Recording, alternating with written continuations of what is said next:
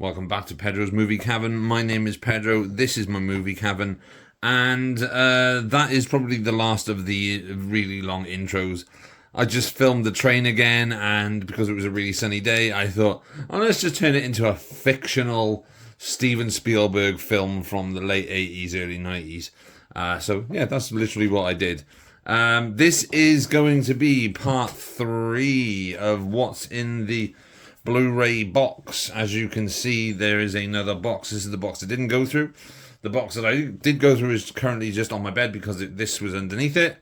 And yeah, so we're going to go through these just to see what's in the collection. That is not on display. Again, I might do this like I did the last one. It'd probably be like 50 minutes long. I'll try and keep it under that, because obviously the intro is like 2.5, nearly 3 minutes. But it should be fun. I mean, I quite like doing this, looking at my collection and seeing what's there that I might have forgotten about. So, I'm going to open the box. There we go. Let's see what's in the box, mate. And there we are, more Blu-rays.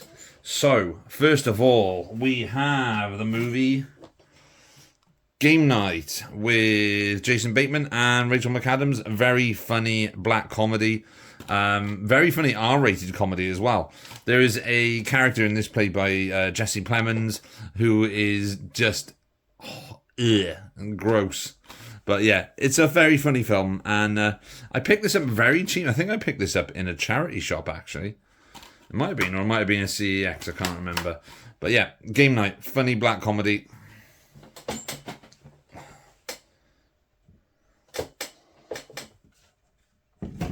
Oh shit. So I'm just trying to sort my lighting out. There we go. Then we have the movie Ghost Town. This is the 88 Films release of Ghost Town, which I think I may have seen it once. I'm not sure. But I picked this up in a sale. I think it was a HMV sale. It might have been an 88 Film sale, actually, on their website. It is a horror movie stroke, I think it's a horror comedy. Not sure. It's got Frank Lutz in it, Jimmy F. Skaggs, Catherine Hickland, Bruce Glover, and Michael Aldridge. Bruce Glover is the only name in the film that I recognise. It's directed by Richard Governor and produced by Charles Band of Full Moon. So yeah, if you've seen Ghost Town, can you please remind me of it? Because I can't remember actually seeing it. Although that artwork's really cool, and it does have a black case. Then we have Taxi Driver. This is the Danish release of Taxi Driver. It is in English. And yeah, I bought this on eBay years ago. This was like when I first started buying Blu-rays. I mean, what can you say about Taxi Driver? It's one of the GOAT movies, one of the movies you have to see. And probably my second favourite Martin Scorsese film after The Departed. I'm not a huge Scorsese fan, which is weird because I know I talk a lot about movies and different genres and stuff. But yeah, there's something about Martin Scorsese movies that I find him hugely overrated as a filmmaker, but then that's just me. But Taxi Driver is a cracking movie, written by Paul Schrader, starring Robert Downey Jr., Robert De Niro, Jodie Foster, Harvey Keitel pops up in it as well, Sybil Shepherd's in it. But yeah, great movie. Albert Brooks also. There's probably going to be a lot of Disney films in here because I think this is the box that had all the Disney movies. Then we have Oliver and Company. This is actually the first film that I remember seeing at the cinemas when I was, 4? Because this is 1988, I think this one came out. It was the last film before the Disney Renaissance with The Little Mermaid, where the animation style sort of changed. So the animation style in this looks very different to the animation style you'd see in The Little Mermaid and Beauty and the Beast. And then obviously you've got The Lion King and Aladdin that followed that. This seems to follow on the same style as like The Fox and the Hound and The Black Cauldron, and the other one, Basil the Grace Mouse Detective, where I think they were still using lower grade paper for the animation. I can't remember. There was a reason why the animation in the 60s, 70s, and 80s looked very different to the animation in like Snow White and Cinderella and Sleeping Beauty. Is because of something to do, I think it was a paper grading thing.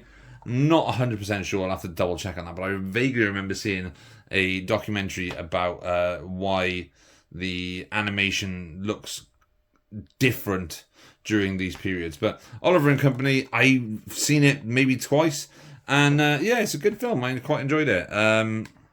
Number 27 in the classics. Then we have Sunshine by Danny Boyle, starring Cillian Murphy. Who else is in this? Rose Byrne, Cliff Curtis, Chris Evans, Troy Garrity, Hiroyuki Sanada, Benedict Wong, Michelle Yeoh. I forgot Michelle Yeoh was in this. Written by Alex Garland, who's kind of on a roll at the moment with obviously the movies he's done in the past few years with Ex Machina, Men, I can't remember what it's called now. The one with Annihilation, and obviously Civil War as well. And he's got that new one which he co-wrote and co-directed called Warfare. But Sunshine is a good movie until the last 20 or so minutes, and then it just kind of goes off the rails. It reminds me quite a lot of the movie Supernova, the one with James Spader and Angela Bassett. But this is obviously going to be of a higher quality cinematically compared to Supernova, because there was a lot of trouble on that movie. But yeah, there's something about like this 28 Days Later and 28 Days Later that kind of, I don't see what everyone else sees when they see these movies. But yeah, Sunshine. And we have the Hitman's Bodyguard from director Patrick Hughes, starring Ryan Reynolds, Samuel Jackson, Gary Oldman, and Salma Hayek. Very fun movie. Good action sequences. Sam Jackson's great. Ryan Reynolds is good in this as well. The sequel, The Hitman's Wife's Bodyguard, is fucking awful. But this one's pretty good. And yeah, I quite enjoyed watching this one. Moving on. As you can see, it still has $11.99 price sticker on. So I have had this Blu-ray now for over 12 years. And the reason I know that is because this sticker is a sticker that I put on it when I worked for Blockbuster Video. And I bought this. X-Men First Class, directed by Matthew Vaughn, starring Michael Fassbender and James McAvoy, Rose Byrne again, January Jones, Oliver Platt, and Kevin Bacon. This was sort of like the soft reboot of the X-Men franchise after, I think it's Days of Future Past, or it might be Apocalypse, I'm not sure. This, yeah, like I said, directed by Matthew Vaughn, written by Jane Goldman and someone else. Written by Ashley Edward Miller and Zach Stentz, and Jane Goldman and Matthew Vaughn. Jane Goldman also wrote Stardust and the Kingsman movies, and is Jonathan Ross's wife. So yeah, it's a good X-Men movie. Probably one of the better X-Men movies. Then we have a film directed by Keanu Reeves. It's a martial arts movie that stars Keanu Reeves, Tiger Chen, and Karen Mok. Karen Mok is a British stroke Hong Kong actress who's appeared in a lot of Hong Kong action movies over the years. She was also in Shanghai Nights. She was in Shaolin Soccer. Her Chinese, well, I say Chinese name. Her Chinese name is Karen Mok, but her real name is Karen Joy Morris, which is a very British name. And it is the movie The Man from Tai Chi. This is not a good film. It's not great at all. It has some okay fight sequences in it. They're not amazing. The fight sequence between Tiger Chen and Keanu Reeves towards the end is you can tell which one is a professional martial artist. Even though Keanu Reeves has done martial arts in the past, he cannot keep up with a professional martial artist in the shape of Tiger Chen. It's kind of like a gauntlet type of movie where he has to go through levels of different martial artists. It also has Iko Uwais in it from The Raid. But like I said, yeah, it's not the best movie ever made. It's okay. Moving swiftly on, we have Warm Bodies. A really fun zombie comedy starring Nicholas Hoult and Teresa Palmer. It also has John Malkovich, and there's some other people in this as well. Dave Franco, Annalie Tipton, Corey Hardicott, and Rob Corddry, that's the one. This is from Jonathan Levine, who also directed one of the worst films I've ever seen, called All the Boys Love Mandy Lane, which starred Amber Heard, sorry. But also directed a really good rom-com with Seth Rogen and Charlize Theron called Long Shot. This is a very fun kind of apocalyptic zombie romantic comedy, and I quite like it. Teresa Palmer always reminds me of Kristen Stewart. I don't know why, but yeah, Warm Bodies is a fairly fun, harmless zombie comedy. I think it's based on a comic book.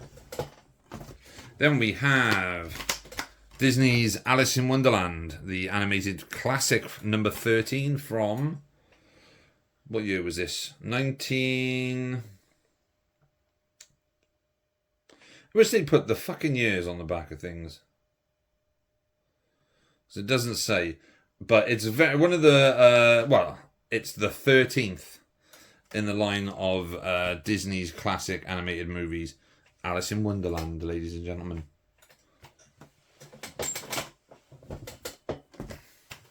We have a Vietnam War movie written and directed by Oliver Stone. It is the movie Platoon. It's a very good Vietnam War movie. And a great cast in this as well. Tom Berenger, Johnny Depp, Charlie Sheen, Willem Dafoe. Just a really great cast of people. A very brutal movie, actually. It's a good movie. It won 4 Academy Awards, including Best Picture, Best Director, Film Editing, and Sound in 1986. Yeah, good movie, Platoon. This was really cheap. I picked this up for like £2 in a charity shop. This was actually in a charity shop.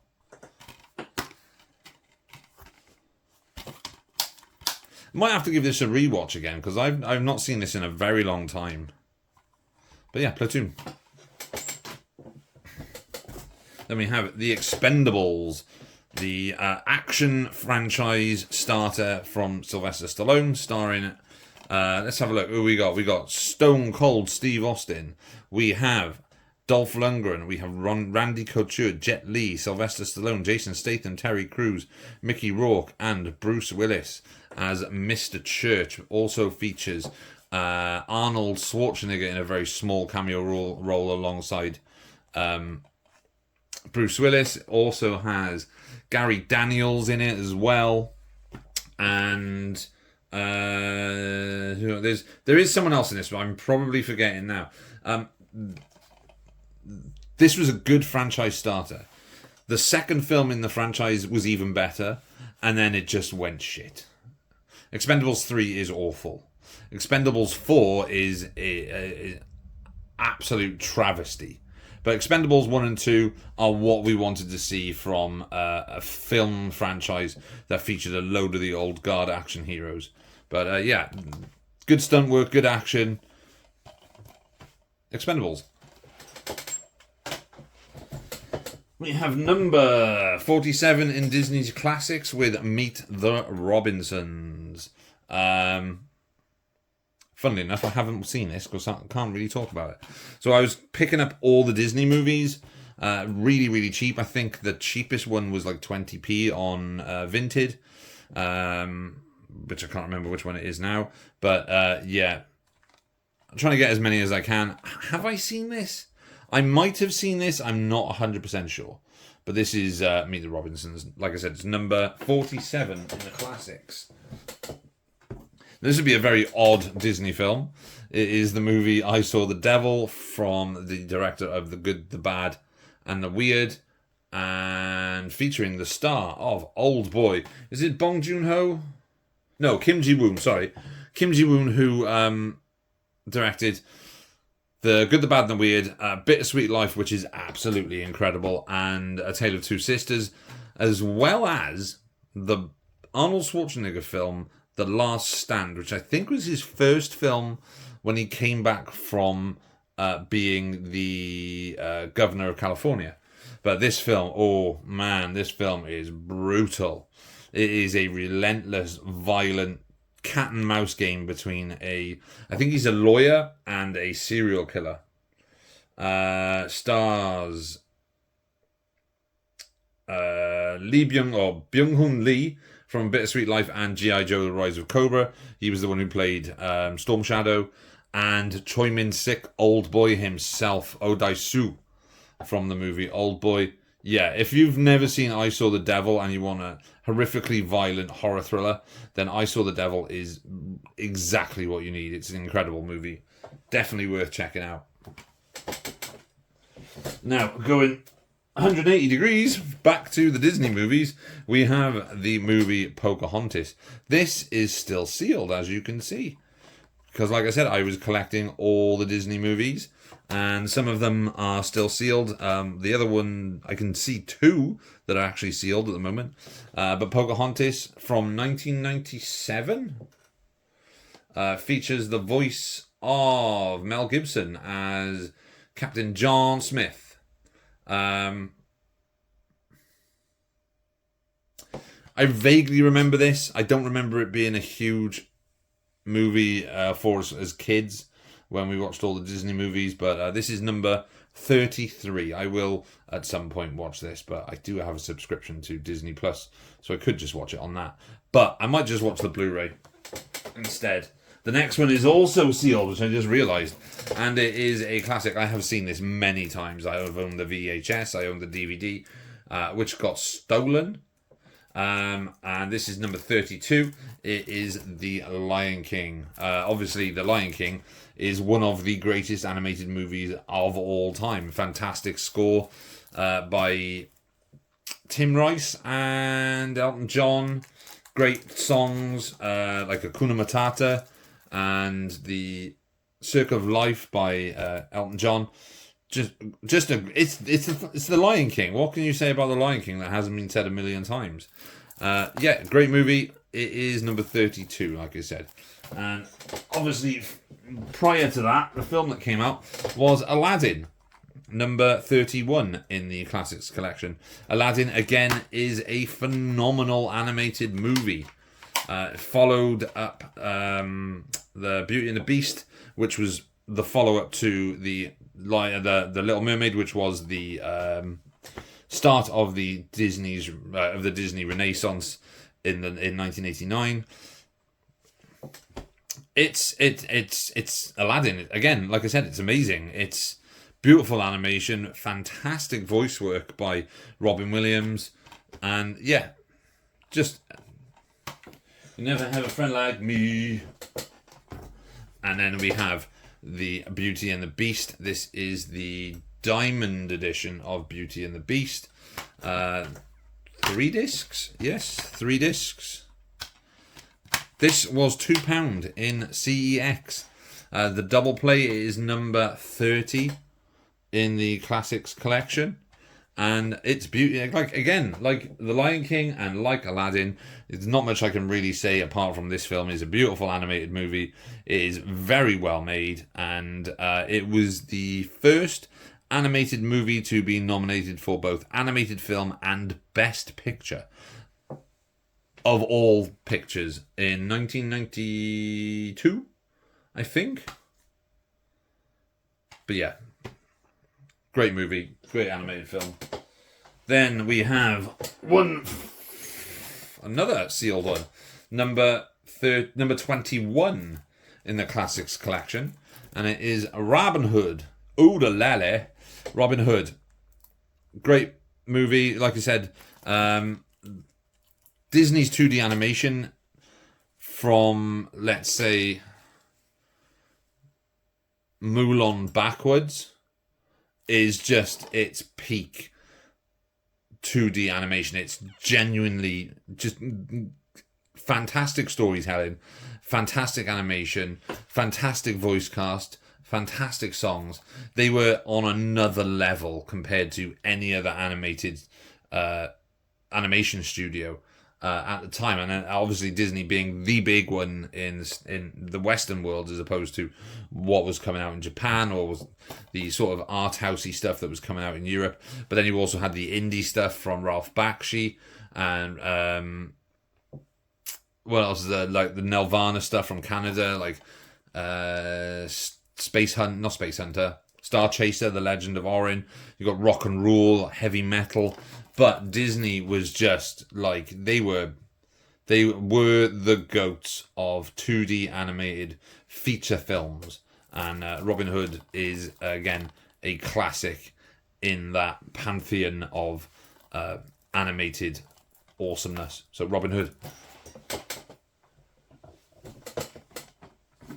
Number 19, which was 2 films prior to Robin Hood, is another classic again. It's the Jungle Book. Like I said, they were unfucking stoppable, Disney were, in the 60s and 70s. And the Jungle Book is an incredible movie. The story of Mowgli and I was going to say Baloo, there we go. Baloo, who for some reason turned brown and became the pilot of a seaplane that he used to smuggle things in Tailspin. But yeah, Jungle Book, great movie. One of the kind of not as big films that came out, which kind of got lost under the radar in the 80s before obviously Little Mermaid took over, is Basil, the Grace Mouse Detective. Now, for many, many years, I always thought this was a straight-to-VHS film. I did not realise it was a classic, but it's number 26 in the Classics collection. This came out between... I think it was between Black Cauldron and Oliver and Company. I think.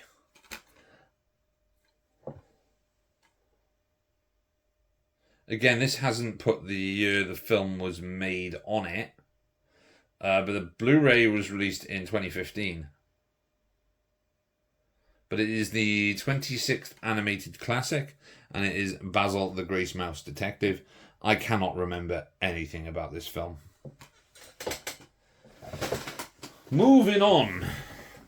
No more Disney for the time being, but we have the movie Predestination, which I know a few of the other channels have seen, and some of the channels haven't seen. Like, I think Sammy G's World of Cinema hasn't seen this, but maybe Roy from Blu-Ray Movies has, and I think Stuart George might have.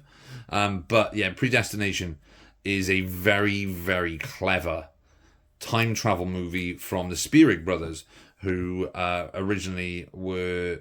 Well, their first ever film they made was called Undead, which is a very low-budget zombie film, but it was very, very well done. And they did it all themselves on a very low budget, like doing CGI on consumer MacBooks or consumer Mac computers. But they went on and they did this. They did the Predestination. They did one of the Saw movies, and I think they were the ones who brought Dark Crystal back when it was on Netflix, the series about 3 years ago, I think it was. But yeah, this is a very clever and very well thought out and written and directed science fiction film. Stars Sarah Snook, Noah Taylor, and Ethan Hawke in obviously a fantastic role because it's Ethan Hawke. But yeah, Predestination, it's a very good film. Then we have the Coen brothers remake of the 1977. I think the original one was. I think it was, or it might be 1974, because I think The Shootist was John Wayne's final movie. But this is their remake of the movie True Grit, starring Jeff Bridges, Matt Damon, James Brolin, and a very young Haley Steinfeld, who is currently kicking ass in many different franchises. And I say many different franchises, but she's fantastic as Vi in the animated show on Netflix, based on League of Legends. My brain has gone completely to sleep, and I cannot remember. Kane, there we go, Kane. And she is currently starring in Ryan Coogler's latest Michael B. Jordan action horror thriller vampire movie called Sinners, and she's getting rave reviews for her role. But yeah, I am more of a fan of the original one. Again, much like Martin Scorsese, I'm not massively into the Coen brothers. I've seen a few of their films, but I'm not versed really in their entire catalogue. The few films I have seen, I've kind of enjoyed, but they're not ones that I am really in a rush to go back and watch, like No Country for Old Men and Inside Llewyn Davis. I'm just, I don't know, Intolerable Cruelty, The Lady Killers. The ones that I have seen that I've enjoyed were the Barton Fink, Blood Simple, which was their first film, and there is another one as well. Oh, Brother, Where Art Thou, that I have enjoyed. But it's, again, they're not films that I would find myself going back into watch out of just replayability. But True Grit is a decent Western, and it's a good remake of a already classic Western film anyway. But that's True Grit. More animation now, but this time not from Disney. This is from DreamWorks stroke... Is it DreamWorks? No, Universal and Illumination. And it is the first Despicable Me, starring Steve Carell as Gru, an evil villain who isn't actually that evil. I really like the Despicable Me films.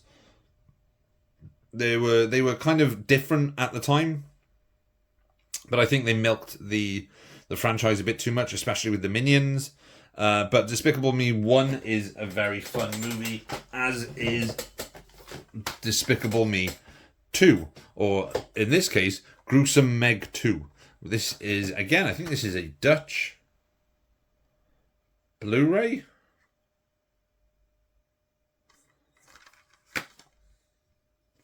I'm not sure. I think this might be a Dutch Blu-ray. But Despicable Me 2, again, a lot of fun. I do not own Despicable Me 3 or 4 or the Minions movie. Then we have...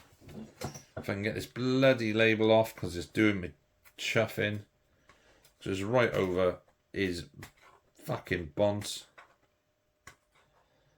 Oh, it's just so annoying. Right, well, it is a trilogy of movies that has 2 great movies and 1 absolute duffer of a movie. And it is the Mummy Trilogy. As you can see, there is a label over poor Brendan Fraser's face, because this is from CEX. And I cannot get this label off, so I'm going to have to use maybe some nail polish remover or something else to kind of melt the glue to be able to peel it off. This features The Mummy, directed by Stephen Sommers. The Mummy Returns, also directed by Stephen Sommers. And then The Mummy, Tomb of the Dragon Empire, Emperor, which was directed by Rob Cohen of Fast and the Furious franchise. Starter, he did the first film. And Triple X, the first Triple X. Yeah. And a very odd film called Hurricane Heist, Yeah, the first two films are great, even though the CGI at the end of the second Mummy film is quite bad. And also, I don't know if you can see, there's Monsieur Dwayne The Rock Johnson, but he's in his Scorpion King getup. But the Scorpion King movie isn't part of this trilogy, so they've used a screenshot of the Scorpion King from the Scorpion King and put it on the cover of the Mummy Trilogy. The first two Mummy films are great.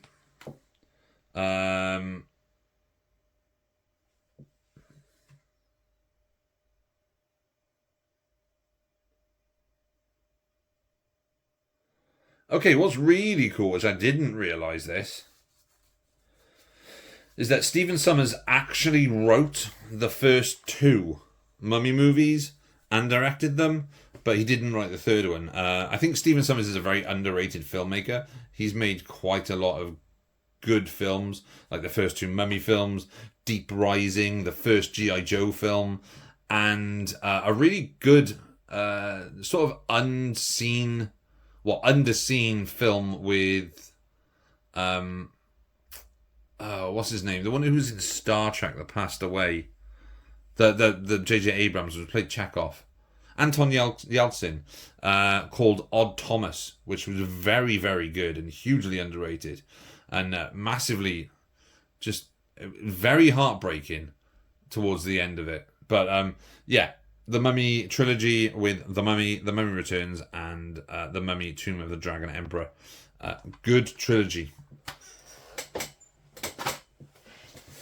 Then we have the second Punisher movie, not Punisher Warzone. I mean, the second time that the Punisher has been filmed. The first time was with Dolph Lundgren in 1989. But this is the sort of, I want to say reboot. It's not really a reboot because it kind of doesn't follow the same plot of the Dolph Lundgren version, but it's the movie The Punisher, starring Thomas Jane and John Travolta. This was written and directed by, who wrote this? So it was written by Jonathan Hensleigh and directed by Jonathan Hensleigh, and it stars Thomas Jane, John Travolta, Will Patton, Roy Scheider, who's in it at the beginning, plays Frank Castle's dad. You have Laura Harring, Ben Foster, and Rebecca Romaine Stamos. But you also have, I don't know if you can see this guy here. This is Kevin Nash. He is a wrestler for WWE and WCW. And also appears as the door guy in John Wick, the first John Wick, where John Wick tells the doorman to, Francis, I think his name is, tells John Wick tells him to take the night off because of the shit that's going to go down at the Red Circle Club. This is Thomas Jane is a good Punisher, but I think they've all been pretty decent Punishers, with the exception of Dolph Lundgren, who I think is not really a Punisher movie. It's just a film that has violence in it with a character called Frank Castle who calls himself the Punisher.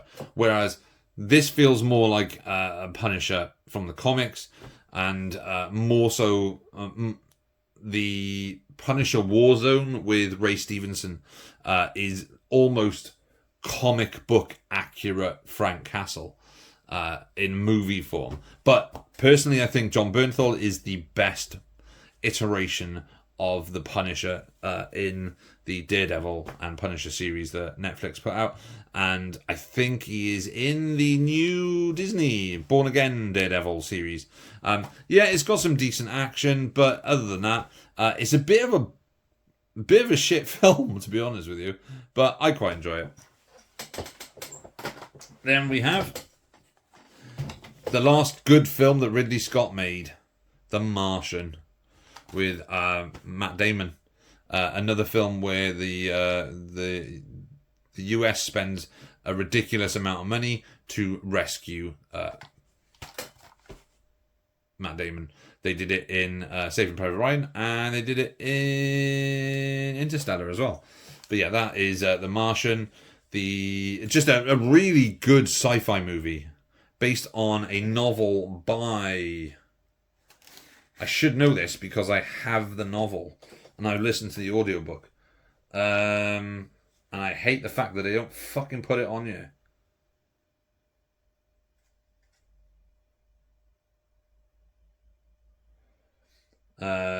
Based on the #1 New York Times best-selling novel. But who wrote it? I can't remember. Yeah, so Matt Damon plays an astronaut who accidentally gets stranded on Mars and has to wait, I think it's a year or however many lunar cycles or cycles before he can sort of get rescued, and he has to figure out how to survive that amount of time on his own on a desolate planet. It's just really, really good. It's very funny as well, considering that it's a dramatic science fiction film. I think it's funny because obviously there is the sense of loneliness, and you can, if you're in a position like he's in this, which, let's face it, it's probably never going to happen to us because we're not astronauts. But if you ever find yourself in a position of being stranded on a remote planet with no other human beings, no atmosphere, and no idea of how you survive, you will then find your brain will be like, oh shit, panic, what do I do? And then your brain will be like, for fuck's sake, only I would be in this situation. But yeah, it's a very good film, and like I said, it's probably Ridley Scott's last great movie. The Martian. Then we have Maximum Risk with Jean-Claude Van Damme and Natasha Henstridge, where Jean-Claude Van Damme plays two twins, again, as usual. He seems to do that quite often. He did it in Double Impact, did it in Maximum Risk, and he did it in the movie The Replicant. But in Replicant, he was more of a clone of a serial killer. But like I've said in the past, I'm a big Van Damme fan. I love me some Van Damme movies. This is one of my favourite Van Damme films from the 90s. It also helps that it's got Natasha Henstridge in it, who I had a massive crush on in the 90s because of a certain movie that came out in 1995, a certain science fiction movie that came out in 1995 called Species. She's also really good in The Whole 9 Yards and The Whole 10 Yards. She did make a film with Christopher Lambert called Adrenaline, Fear the Rush, which was awful. I think that was directed by Albert Pyun. But yeah, this is it's a lot of fun. It's a good action movie. Then we have two movies. These are Region A Blu-rays, and these are from Paramount. I can't remember if they are actually playable on my Blu-ray player, because I think they are, which is one of the reasons why I kept this when my Region A player died. Well, my multi-region player died. But it's The Man Who Cheated Death and The Skull. The Skull I remember being really, really good. I can't remember a lot about The Man Who Cheated Death, but I know that I did watch them both. At one point I got them confused between The Man Who Cheated Death and The Man Who Haunted Himself. The Man Who Haunted Himself is a British sci-fi thriller starring Roger Moore, which is very, very good. But yeah, I can't remember a lot about The Man Who Cheated Death. But I do remember really enjoying The Skull, which stars Peter Cushing and Christopher Lee. Whereas The Man Who Cheated Death features Anton Diffrin, Christopher Lee, and Hazel Court. So yeah, there we go. And we have Man on Fire, directed by Tony Scott. This is a revenge thriller starring Denzel Washington, who is a close protection officer for a very rich family in Mexico. He is responsible for being the bodyguard of a very, very small Dakota Fanning, who gets kidnapped. And it's up to Denzel's character, Creasy, John Creasy, I can remember. I was going to say McCreed then, but it wasn't. Creasy to track down the kidnappers and rescue a very, very small Dakota Fanning. I think this may have come out maybe a year or two after I Am Sam, which was the film that she starred in with Sean Penn and Michelle Pfeiffer, which is also a very good but also a very sad film. But Man on Fire is fucking awesome. It is so brutal. It is so just it's very Tony Scott. But yeah, this is such a good movie. It is actually a remake of a 1987 film that starred Scott Glenn, which a lot of people didn't really realise. There's a film called Man on Fire. It starred Scott Glenn and Joe Pesci, which was the same sort of plot. It was about a girl who gets kidnapped and it's up to her bodyguard to track down the kidnappers and rescue the girl. But that one was set in Italy. This is set in Mexico. Man on Fire is incredible. This film is shit, and I'm not even going to talk much about it. The only reason I own this is because it is part of the franchise, and I wanted to get all of them, but it meant having to buy this one. It's Terminator Genesis. This film fucking sucks. It is shit. It's directed by Mick Jackson, who... is it Mick Jackson? No, it's not Mick Jackson. That is a lie. It's Alan Taylor, who was at the time well known for directing some of the best episodes of Game of Thrones and the second Thor movie. Both instances in the movies, being Thor: The Dark World and Terminator Genesis, Alan Taylor had almost all creativity removed from him by overzealous studio people in suits who fucked him over completely and ended up giving this pile of shit to us. The only standout thing about this is that it cost me £1. This film is trash. And this is the film that they gave away the entire fucking twist of the movie in the trailer. This film is rubbish. Again, the only reason I have it in my collection is because it is part of a franchise. Same thing for Alien Covenant and the last two Resident Evil movies. This film's not shit. This film's a hell of a lot of fun. And this was the start of a very, of a franchise that I didn't expect to carry on.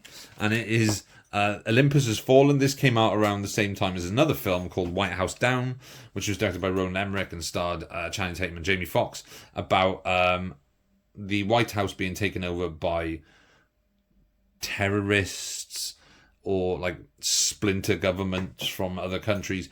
This is definitely the better of the two. This feels like a Die Hard movie. It was directed by Antoine Fuqua and stars Jared Butler as Mike Banning, who was a Secret Service agent, and the president was played by Aaron Eckhart. Just a really fucking good action movie.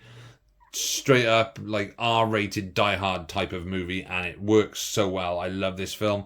In fact, I like all of the movies in the same franchise.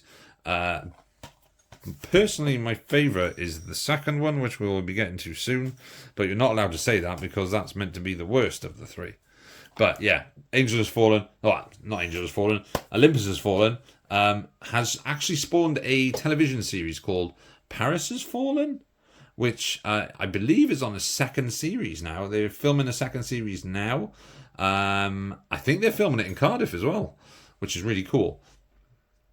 But yeah, really cool. It's a franchise you wouldn't expect to come from what was a massive sleeper hit when it came out. We have a double pack, which has two films that, again, I don't know if these will work in a regular Blu-ray player. Even though it says they're region A, I think they might actually be region free, because a lot of these releases came when they came out, they were technically region free, but they have the region codes on the back. These were from Mill Creek. It is the 2-movie pack. This one features When a Stranger Calls from the late 70s and Happy Birthday to Me. These were two sort of slashery type of movies. Carol Kane is in When a Stranger Calls, and I don't know who is in Happy Birthday to Me because I haven't seen either of them, and I've had this for years. So if you've seen either of them, please let me know if they're any good, and I'll add them to the watch list. Then we have another double pack. Now, one of these films I already own on a separate Blu-ray. I have the Signal 1 UK release of this. It's the limited, special edition. But the other one I haven't got. But it is still a fun movie. And this, much like the last Blu-ray, the 2 horror movies, is a 2 action movies pack from Mill Creek. And it features Hudson Hawk and Hollywood Homicide. Hudson Hawk was a vanity project for Bruce Willis that bombed when it came out. But if you watch it now, you see that it's actually quite a lot of fun, even if it is quite messy. It's Willis doing Willis at peak. Hollywood Homicide is a fun throwaway action movie with Harrison Ford and Josh Hartnett. Yeah, I've seen both of these, so I can comment. Again, this is like it says Region A. I don't know if you can see it there. But I don't know if these will actually work in my Blu-ray player. I will check them out, see if they do play. But yeah, there we go. Oh, God, we're on a lot of... this is going to be a long video, sorry. But I know a lot of people seem to like me talking for long periods of time. Then we have a Shout Factory release of a late 80s action movie from 1989. Written and directed by Eric Red and starring Roy Scheider and Adam Baldwin and Harley Cross. It is the movie Cohen and Tate. Now, I bought this before Arrow had released this in the UK. I don't know why I kept this, but it is a Region A, so it probably will not work on my PlayStation. I don't have a Blu-ray drive for my laptop, so I won't be able to play it through VLC player. But I do remember this is a very good thriller. The opening of this in a farmhouse is brutal, and yeah, it's good. There's a really good dynamic between Adam Baldwin and Roy Scheider. Scheider being the sort of veteran hitman, I guess, and Baldwin being the sort of new, younger upstart, kind of eager to be the best, if you know what I mean. Adam Baldwin I'm a big fan of Adam Baldwin. Great in Firefly. Loved him in the TV show Chuck. And yeah, good movie. Good movie. Underrated. Next we have the start of Legendary's Monsterverse. There's the other disc for it. I was looking for that the other day. It is Gareth Edwards' Godzilla.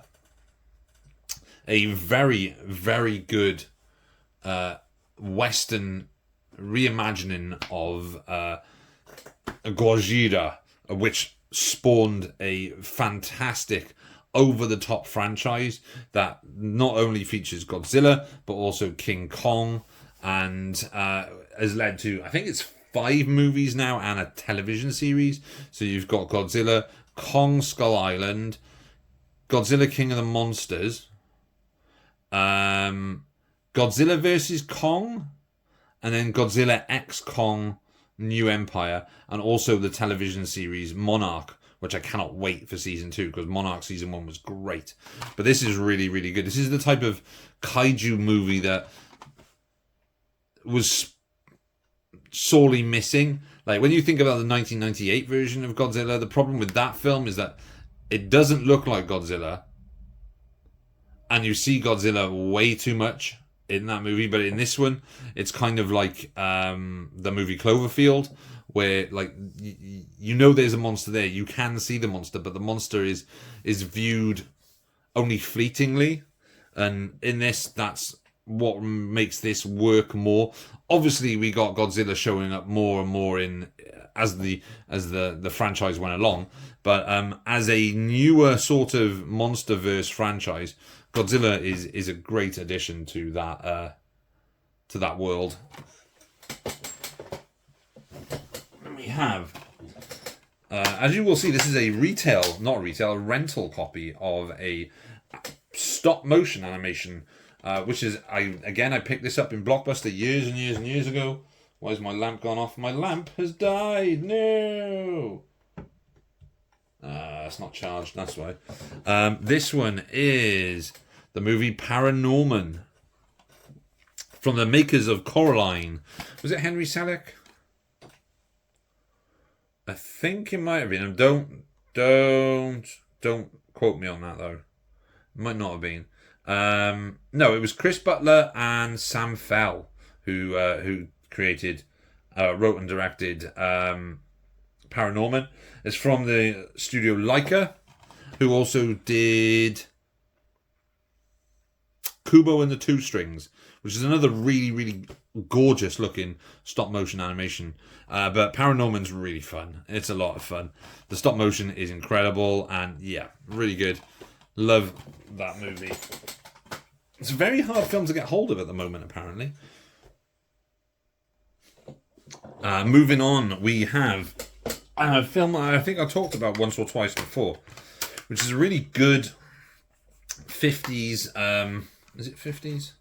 I think it's 50s. 19.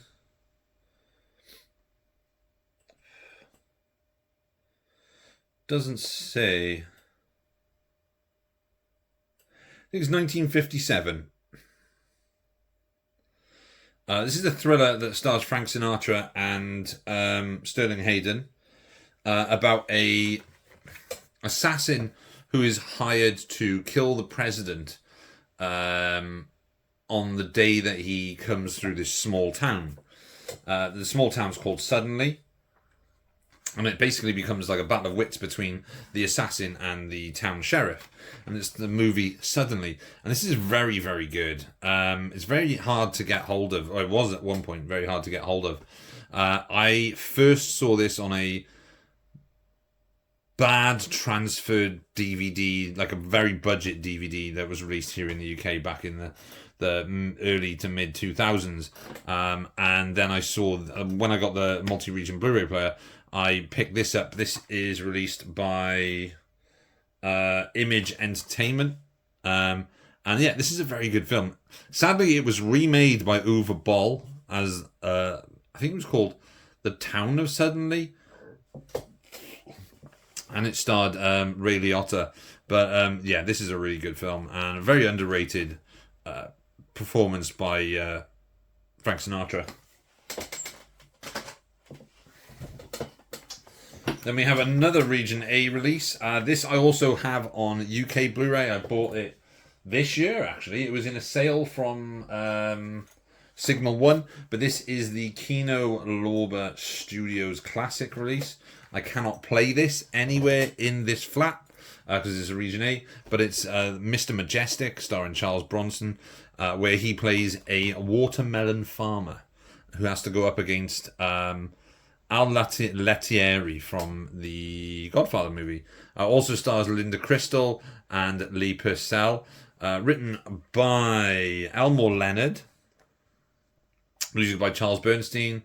Produced by Walter Mirash. And directed by Richard Fleischer. So it's got a very good... it's got very good people behind the scenes. And also...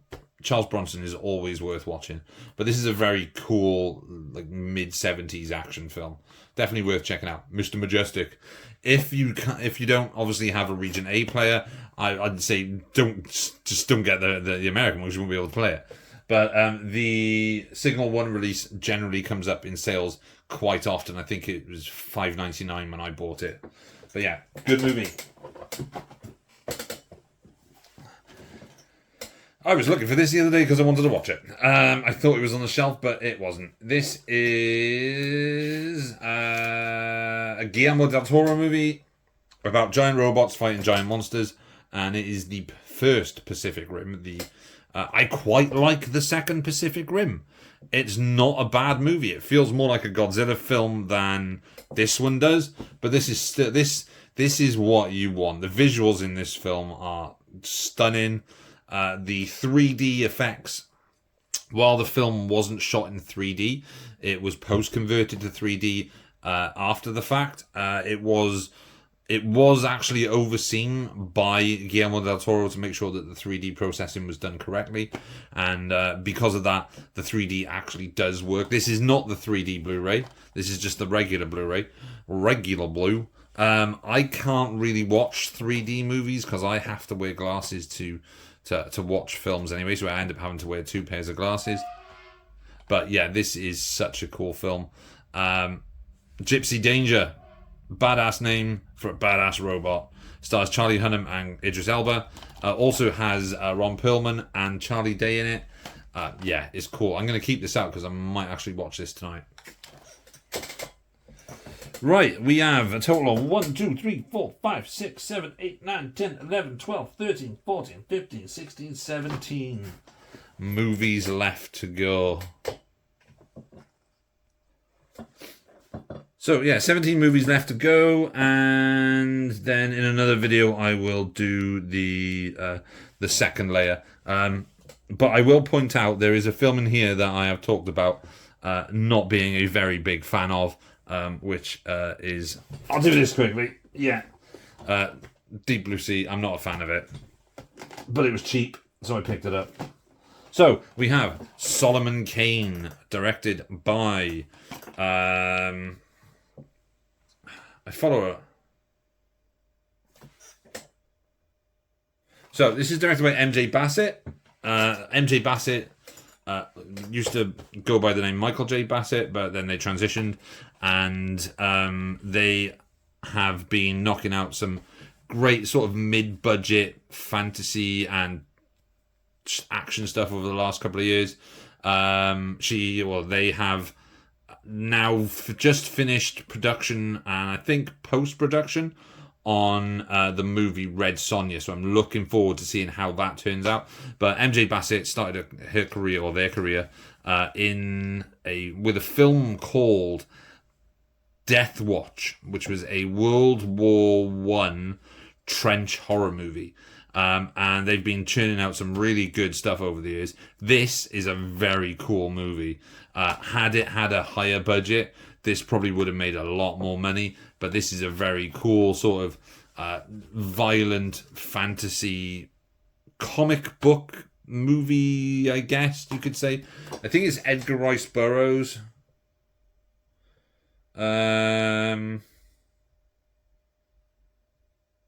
So, no, it's Robert E. Howard, the same guy who created Conan the Barbarian, also created Solomon Kane. James Purefoy is so cool in this movie as Solomon Kane. He is a sort of... I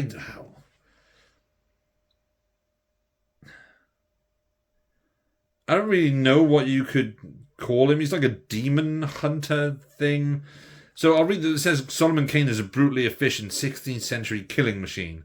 Armed with his signature pistols, cutlass and rapier, he and his men unleash bloodlust as they fight for England in a war after war across all continents. Things change when Kane is visited by the Devil's Reaper, dispatched from the depths of hell to lay claim on his corrupt soul. Solomon has to redeem himself by renouncing violence and devoting himself to a life of peace. As Kane embarks on his newfound spirituality, he has to face the ultimate test when he begins his journey across an England ravaged by diabolical human raiders. Will he jeopardize his own soul by re-embracing his murderous talents for a higher cause? Runs at 103 minutes. Yeah, I really like this movie. I highly recommend checking this out as well if you like fantasy stuff. It is a lot of fun. Cool film. Sorry, I had to take my glasses off then to read the back. And they just got a little bit dirty. Then we have Expendables 3. I know I said it was shit. It is shit, but again, it is part of a franchise. I haven't bought Expendables 4 because there's barely any of the Expendables in it. And Sylvester Stallone is in it for about 3 seconds. So it's basically a Jason Statham film that he carries the entire movie of. Yeah, it's not good. The best thing about this is the fact that Mel Gibson is the villain, and Mel Gibson is great. And we have the third film in the Fallen trilogy, Angel Has Fallen, starring Gerard Butler and Morgan Freeman. Aaron Eckhart is no longer the president of the United States. That now job falls to Morgan Freeman, who in the previous 2 movies played the vice president.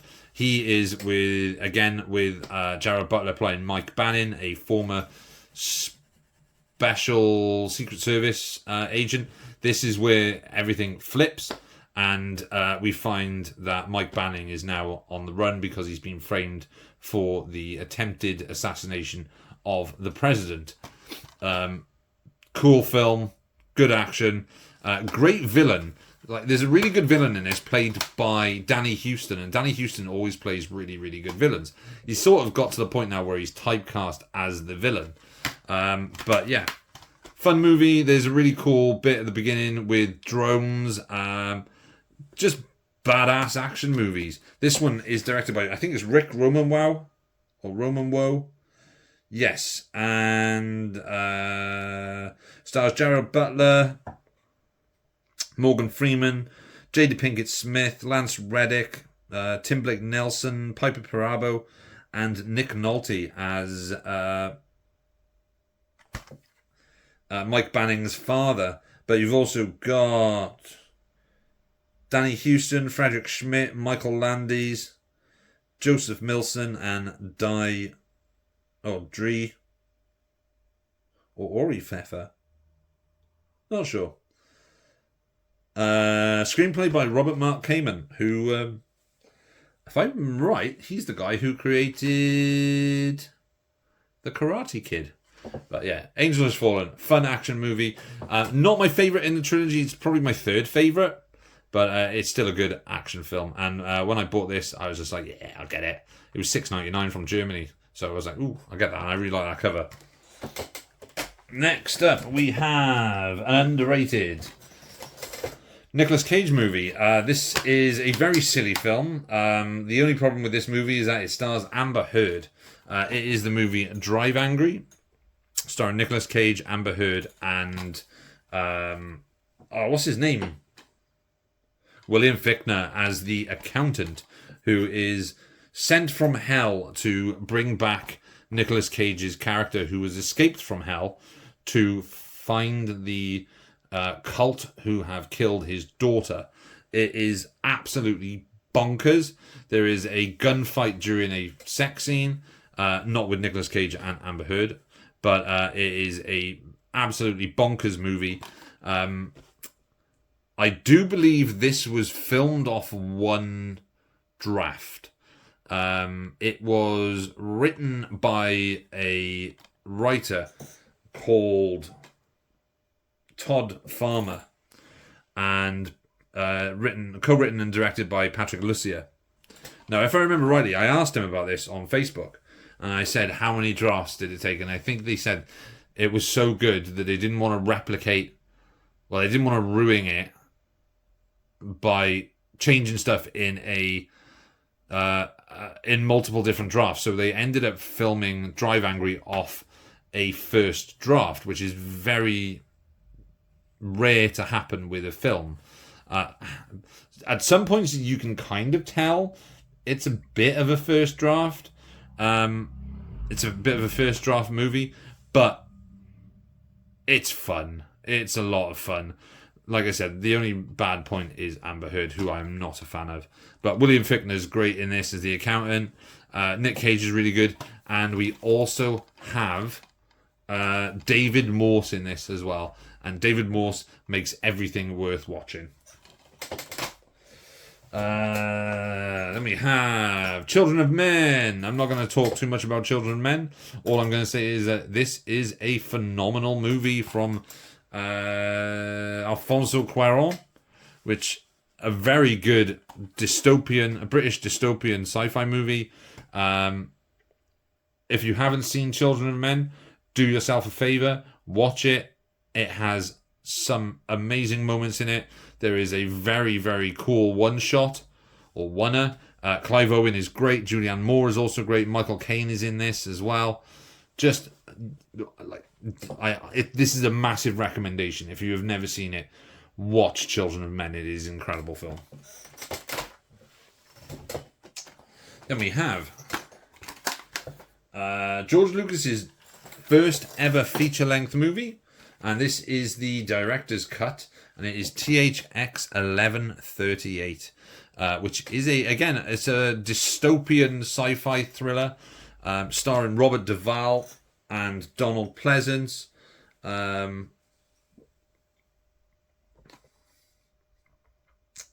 It's an interesting look at where he would go from this.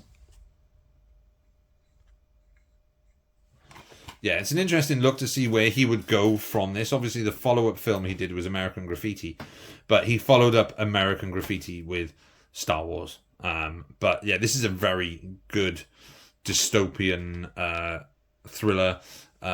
It's very sort of art housey and was hugely influential on the film Beyond the Black Rainbow by Panos Cosmatos in its visual stylings. But yeah, this is very cool. Good old Georgie Lucas. That man's a fucking billionaire now. We have Night of the Creeps from director Fred Decker, and this film's awesome. Love this movie. I've got the Blu-ray from Eureka on the shelf over there. This was the one I had prior to that. Love it. Not really going to say much about it, but yeah, Tom Atkins, fucking amazing in this. Tom Atkins, sorry, not Atkins, plays a detective called Detective Ray Cameron. Then we have The Little Mermaid, number 28 in the Classics collection. A great animated film, regardless of whether or not you're male or female or they or the.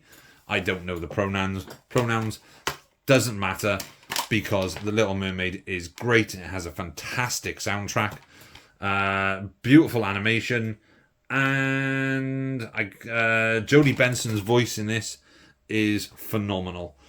It's The Little Mermaid. Basically kick-started the Disney Renaissance in the late 80s and throughout the 90s.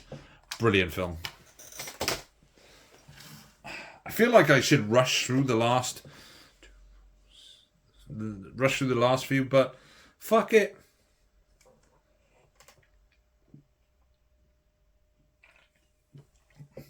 This is just going to be a long video.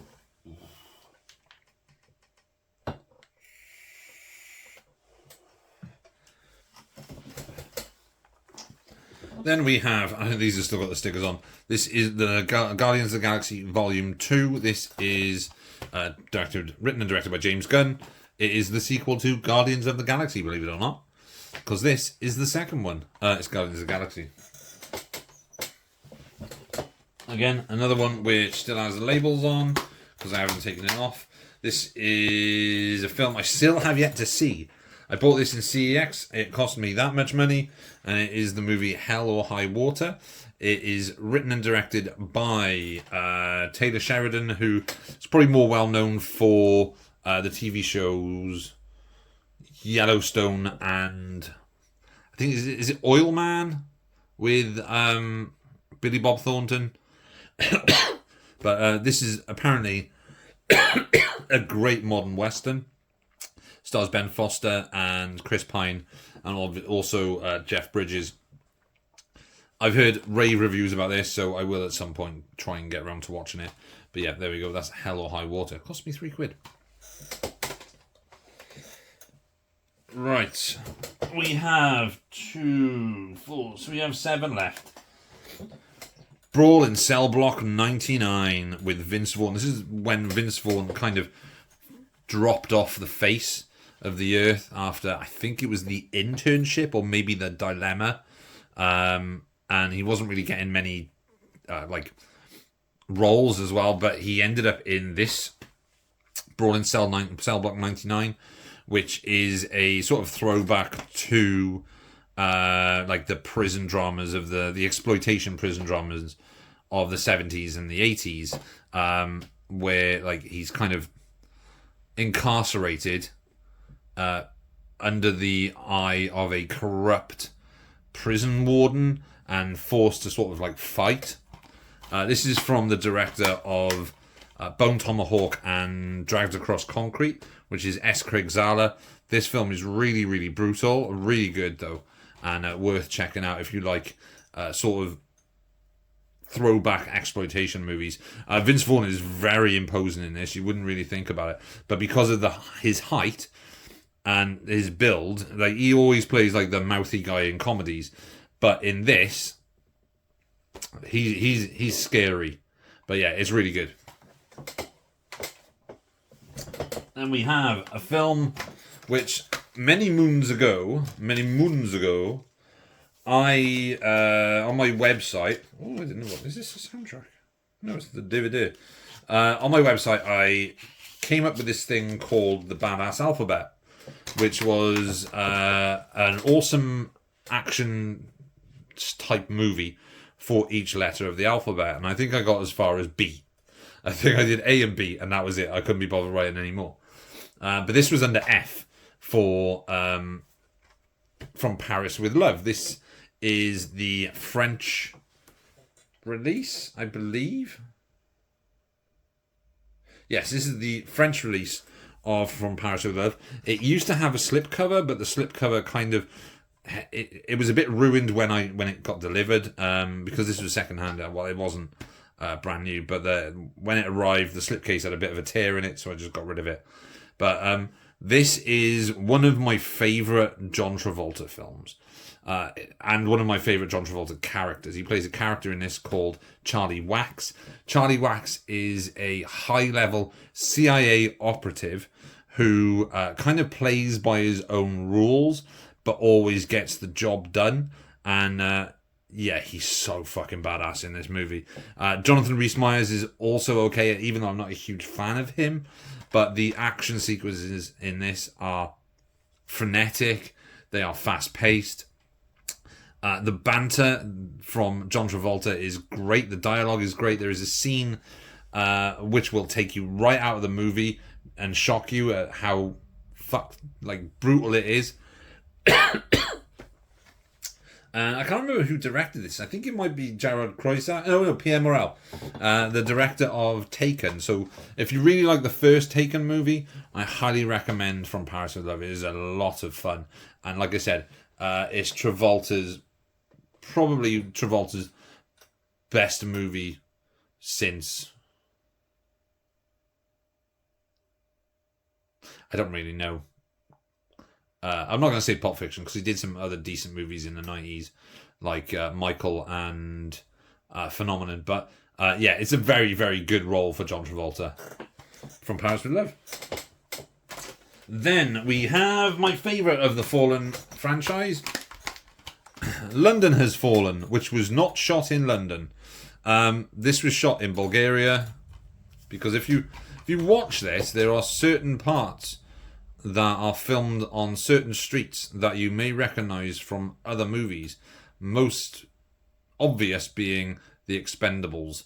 It was shot in Sofia, Bulgaria, on the Millennium Pictures studio lot. I can't remember the name of the actual studio itself, which is where all the Millennium Films action stuff is shot. Gerard Butler obviously again returns as Mike Banning, and he is joined again by Aaron Eckhart as the president, and again by Morgan Freeman as the vice president. I don't know why I like this one more than the others. I think it's because the action in this feels a lot more close quarters and kind of more fast paced. This one was directed by Babak Najafi, who is a director that I am not 100% sure of, but it was written by Christian Gudegast and Chad St. John, who both wrote the Den of Thieves. Christian Gudegast also directed Den of Thieves 1 and Den of Thieves 2. So, yeah, really cool. It's kind of brutal, but a lot of fun. And Angela Bassett's in this as well. So, yeah, I really, really enjoy this movie quite a bit. It just reminds me of 24. You remember when 24 did the Live Another Day, I think it was, the 12-part series set in London. It was like the last 24 series that Kiefer Sutherland did, and it ended with him getting carted away by, I think it's the Russians, or maybe the Chinese. I think it was the Russians. It's been a long time since I watched it, but it reminded me of that. I really like the idea of action films being shot on the streets of the UK, because I think it lends a weird sort of familiarity to the film. Like, if you watch a lot of action movies, you can always spot Los Angeles or New York or Chicago or Texas or like Florida. You can always pinpoint where these films are, because they have this lush sort of surrounding areas and these massive buildings and stuff, skyscrapers. They're always shot in these places. But when you see a film that is shot on the streets of a city that you're more familiar with, like London, like Cardiff, like Manchester or Liverpool, or even up in Scotland like Glasgow and Edinburgh, like, it becomes a little bit more fun. And also because our streets are a lot thinner than American streets, so having a gun battle, a running gun battle down an alleyway in the UK is very different to having a running gun battle down an alleyway in America. But yeah, I mean, I really like to, I want to see more action films filmed in the UK, and I cannot wait till tomorrow, because Havoc is coming on to Netflix, and that was shot in Cardiff, where I am from. So, 4 left. We have Lone Survivor, starring Mark Wahlberg, based on a true story, and directed by Peter Berg. This is a pretty cool combat movie, based on a real event. I can't remember the name of the soldiers. I apologise, but it does star Mark Wahlberg, Taylor Kitsch, Emil Hirsch, and Ben Foster as special forces operatives in the mountains of Afghanistan, who get ambushed and isolated and surrounded by a much larger force, and have to find a way to make it out alive. Very intense, brutal action film, and yeah, really good. Peter Berg, I think Peter Berg handles action movies in a very different way to a lot of other filmmakers. So if you watch like this, and then you watch